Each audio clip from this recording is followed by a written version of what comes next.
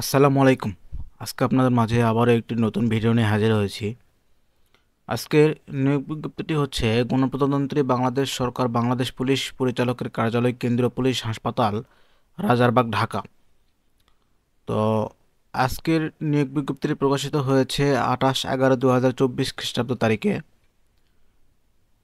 নিয়োগ বিজ্ঞপ্তিটি শুরু করার আগে যে সকল দর্শকবিন্দু আমার চ্যানেলটিতে নতুন, যারা আমার চ্যানেলটিতে এখনও একটি সাবস্ক্রাইব করেননি, তারা আমার চ্যানেলটিতে একটি সাবস্ক্রাইব করে দিবেন এবং পাশে থাকা বেল আইকনে একটি ক্লিক করে দিবেন।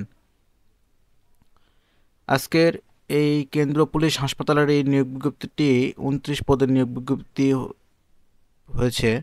নিয়োগ বিজ্ঞপ্তিতে বলা হয়েছে ময়মনসিংহ, টাঙ্গাইল, ফরিদপুর, মাদারীপুর, গোপালগঞ্জ, শরীয়তপুর, যশোর, কুষ্টিয়া, রাঙামাটি, খাগড়াছড়ি, কুমিল্লা, রংপুর, কক্সবাজার জেলা পুলিশ হাসপাতালের নিম্নবর্ণিত শূন্যপদ সময়ে সরাসরি নিয়োগের জন্য বাংলাদেশের সকল জেলার যোগ্য প্রার্থীদের নিকট হতে cph.teletalk.com বিডি ওয়েবসাইটের মাধ্যমে অনলাইনে দরখাস্ত আহ্বান করা যাচ্ছে। আমার ডিসক্রিপশন বক্সেও ওয়েবসাইটের লিঙ্ক দেওয়া থাকবে, আপনারা সেখান থেকেও আপনারা অনলাইনে দরখাস্ত করতে পারবেন।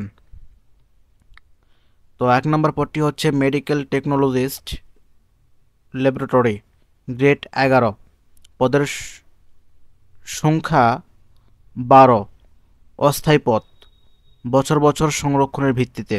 যোগ্যতা দেওয়া আছে কোনো স্বীকৃত ইনস্টিটিউট হইতে সংশ্লিষ্ট বিষয়ে মেডিকেল টেকনোলজিতে ডিপ্লোমা ডিগ্রি। 2 নম্বর পদটি হচ্ছে কম্পাউন্ডার, গ্রেড 11, পদের সংখ্যা হচ্ছে 5, স্থায়ী পদ। যোগ্যতা দেওয়া আছে কোনো স্বীকৃত ইনস্টিটিউট হইতে ফার্মেসি বিষয়ে অনূন্য 3 বছর মেয়াদী ডিপ্লোমা ডিগ্রি এবং বাংলাদেশ ফার্মেসি কাউন্সিল কর্তৃক নিবন্ধিত। 3 নম্বর পদটি হচ্ছে অফিস সহকারী কাম কম্পিউটার মুদ্রাক্ষরিক, গ্রেড 16, পদের সংখ্যা হচ্ছে 12, বছর বছর সংরক্ষণের ভিত্তিতে এবং যোগ্যতা দেওয়া আছে কোনো স্বীকৃত বোর্ড হইতে উচ্চ মাধ্যমিক সার্টিফিকেট বা সমমানের পরীক্ষায় উত্তীর্ণ, কম্পিউটার প্রশিক্ষণপ্রাপ্ত, কম্পিউটারে ওয়ার্ড প্রসেসিং সহ ইমেইল ও ফ্যাক্স পরিচালনার দক্ষতা ও অভিজ্ঞতা থাকিতে হইবে এবং কম্পিউটার মুদ্রাক্ষরের সর্বনিম্ন গতি প্রতি মিনিটে ইংরেজিতে 20 শব্দ এবং বাংলায় 20 শব্দ। যারা আবেদন করবেন তাদের কিছু শর্তাবলী দেওয়া আছে। প্রার্থীকে অবশ্যই বাংলাদেশের প্রকৃত নাগরিক হতে হবে এবং 2/12/2024 খ্রিস্টাব্দ তারিখে সকল প্রার্থীর ক্ষেত্রে বয়সসীমা 18 হতে 32 বছর হতে হবে। তবে বয়স নির্ধারণের ক্ষেত্রে আবেদনের শেষ তারিখের মধ্যে সরকার কর্তৃক জারিকৃত সর্বশেষ প্রজ্ঞাপন প্রযোজ্য হবে। বয়স প্রমাণের ক্ষেত্রে কোনো প্রকার এফিডেভিট গ্রহণযোগ্য হবে না। এবং বলা হয়েছে আবেদনকারীকে তার সর্বশেষ অর্জিত শিক্ষাগত যোগ্যতার তথ্য আবশ্যিকভাবে উল্লেখ করতে হবে এবং নিয়োগের ক্ষেত্রে সরকারের বিদ্যমান ও প্রযোজ্য ক্ষেত্রে সর্বশেষ জারিকৃত বিধিবিধান অনুসরণ করা হবে এবং নির্ধারিত তফসিল অনুযায়ী সকল পদের লিখিত ও মৌখিক পরীক্ষা এবং প্রযোজ্য ক্ষেত্রে ব্যবহারিক পরীক্ষা অনুষ্ঠিত হবে। লিখিত, মৌখিক, ব্যবহারিক অন্য কোনো পরীক্ষায় অংশগ্রহণের জন্য কোনো প্রকার ভাতা প্রদান করা হবে না।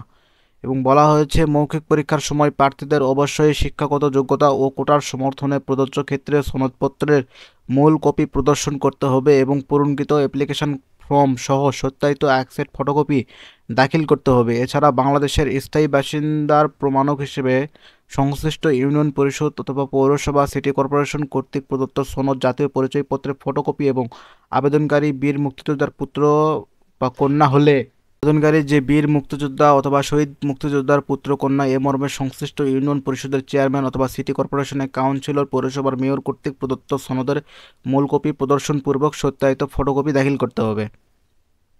এবং দেওয়া আছে নিয়োগের ক্ষেত্রে সরকার কর্তৃক নির্ধারিত সকল কোটা যথাযথভাবে অনুসরণ করা হবে। এবং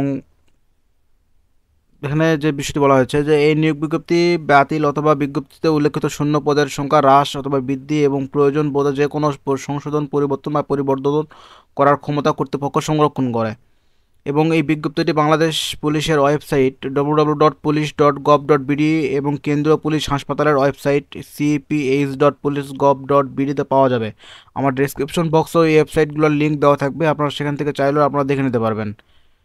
এবং অনলাইনে আবেদনপত্র পূরণ সংক্রান্ত নিয়মাবলী ও করণীয় এখানে দেওয়া আছে। পরীক্ষায় অংশগ্রহণে আগ্রহী প্রার্থীগণ cph.teletalk.com/bd এই ওয়েবসাইটে আবেদনপত্র পূরণ করবেন। আমার ডিসক্রিপশন বক্সে এই লিঙ্ক দেওয়া থাকবে, আপনারা সেখান থেকে চাইলেও আপনারা আবেদনপত্র পূরণ করতে পারবেন। এবং বলা হয়েছে অনলাইনে আবেদনপত্র পূরণ ও পরীক্ষার ফি জমা দানের শুরুর তারিখ ও সময় 2/12/2024 সকাল 10 ঘটিকা হতে এবং অনলাইনে আবেদনপত্র জমাদানের শেষ তারিখ ও সময় 31/12/2024 খ্রিস্টাব্দ বিকাল 5 ঘটিকা পর্যন্ত। উক্ত সময়সীমার মধ্যে ইউজার আইডি প্রাপ্ত প্রার্থীগণ অনলাইনে আবেদনপত্র সাবমিট এর সময় থেকে পরবর্তী 72 ঘন্টার মধ্যে SMS এ পরীক্ষার ফি জমা দিতে পারবেন। এবং বলা হয়েছে অনলাইনে আবেদনপত্রে প্রার্থী তার রঙিন ছবি দৈর্ঘ্য 300 গুণন প্রস্থ 300 পিক্সেল ও স্বাক্ষর দৈর্ঘ্য 300 গুণন প্রস্থ 80 পিক্সেল স্ক্যান করে নির্ধারিত স্থানে আপলোড করবেন। ছবির সাইজ সর্বোচ্চ 100 কিলোবাইট ও স্বাক্ষরের সাইজ সর্বোচ্চ 60 কিলোবাইট হতে হবে। এবং এখানে বলা আছে SMS প্রেরণের নিয়মাবলী ও পরীক্ষার ফি প্রদান।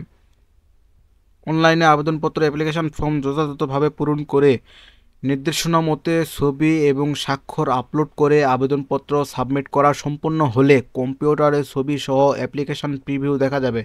যদি অ্যাপ্লিকেশন কপিতে কোনো তথ্য ভুল থাকে বা অস্পষ্ট ছবি সম্পূর্ণ কালো অথবা সম্পূর্ণ সাদা বা ঘোলা বা ছবির স্বাক্ষর সঠিক না থাকে তাহলে আবেদন ফি জমা না দিয়ে থাকলে কেবল পুনরায় ওয়েবে আবেদন করতে পারবেন। উল্লেখ্য যে আবেদন ফি জমাদানের পর আর কোনো পরিবর্তন গ্রহণযোগ্য নয়। বিধায় আবেদন ফি জমাদানের পূর্বে প্রার্থী অবশ্যই উক্ত অ্যাপ্লিকেশন কপিতে তার সাম্প্রতিক তোলা রঙিন ছবি, নির্ভুল তথ্য ও স্বাক্ষরযুক্ত PDF কপি ডাউনলোড পূর্বক নিশ্চিত করে রঙিন প্রিন্ট করে সংরক্ষণ করবেন। এবং অ্যাপ্লিকেশন কপিতে একটি ইউজার আইডি নাম্বার দেওয়া থাকবে। উক্ত ইউজার আইডি নম্বর ব্যবহার করে প্রার্থীর নিম্নোক্ত পদ্ধতিতে যে কোনো টেলিটক প্রিপেইড মোবাইল নম্বরের মাধ্যমে 2টি SMS করে মেডিকেল টেকনোলজিস্ট ও কম্পাউন্ডার পদের জন্য পরীক্ষার ফি বাবদ 300 টাকা ও টেলিটকের সার্ভিস চার্জ বাবদ 35 টাকা সহ মোট 335 টাকা অফেরতযোগ্য। এবং অফিস সহকারী কাম কম্পিউটার মুদ্রাক্ষরিক পরীক্ষার ফি বাবদ 200 টাকা ও টেলিটকের সার্ভিস চার্জ বাবদ 23 টাকা সহ মোট 223 টাকা অনধিক 72 ঘন্টার মধ্যে জমা দেবেন। এখানে বিশেষভাবে উল্লেখ্য যে অনলাইনে আবেদনপত্র সকল অংশ পূরণ করে সাবমিট করা হলেও পরীক্ষার ফি জমা না দেওয়া পর্যন্ত অনলাইন আবেদনপত্র কোনো অবস্থাতেই গৃহীত হবে না। তো এবং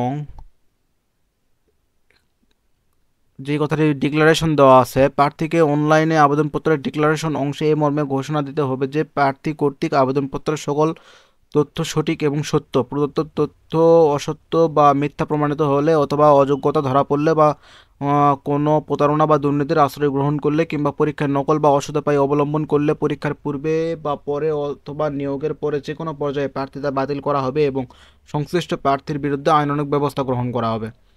এবং এখানে বলা হয়েছে নিয়োগ সংক্রান্ত যে কোনো বিষয়ে নিয়োগকারী কর্তৃপক্ষের সিদ্ধান্তই চূড়ান্ত বলে গণ্য হবে। তো ধন্যবাদ সবাইকে। আমার ভিডিওটি যদি ভালো লাগে তো আমার ভিডিওটিতে একটি লাইক করে দিবেন এবং আমার চ্যানেলটিতে একটি সাবস্ক্রাইব করে দিবেন এবং পাশে থাকা বেল আইকনে একটি ক্লিক করে দিবেন। ভালো থাকবেন সবাই। আসসালামু আলাইকুম।